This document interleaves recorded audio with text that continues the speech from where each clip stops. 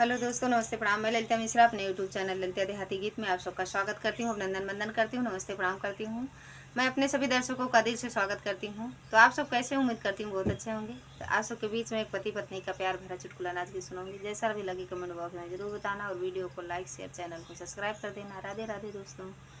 बोए नरवा में मदरवा मोरे अनाड़ी बाल माँ, बोए नरवा में मदरवा मोरे अनाड़ी बाल माँ, मोरे अनाड़ी बाल माँ, मोरे अनाड़ी बाल माँ। बोए नरवा में मदरवा मोरे अनाड़ी बाल माँ, बोए नरवा में मदरवा मोरे अनाड़ी बाल माँ।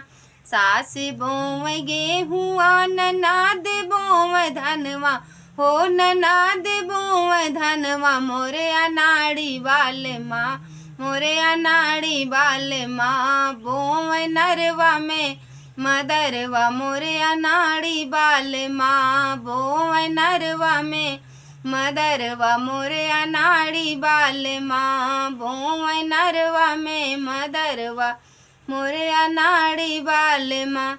सास सींच गेहुआ ननाद सींच धनवा, हो ननाद सींच धनवा मोरे अनाड़ी बाल माँ, मोरे अनाड़ी बाल माँ। सींच नरवा में मदरवा मोरे अनाड़ी बाल माँ, सींच नरवा में मदरवा मोरे अनाड़ी बाल माँ। बोवे नरवा में मदरवा मोरे अनाड़ी बाल माँ, बोवे नरवा में मदरवा मोरे अनाड़ी बाल माँ।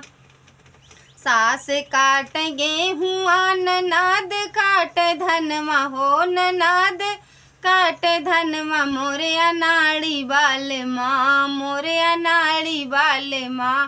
काट नरवा में मदरवा मोरे अनाड़ी बाल माँ, काट नरवा में मदरवा मोरे अनाड़ी बाल माँ।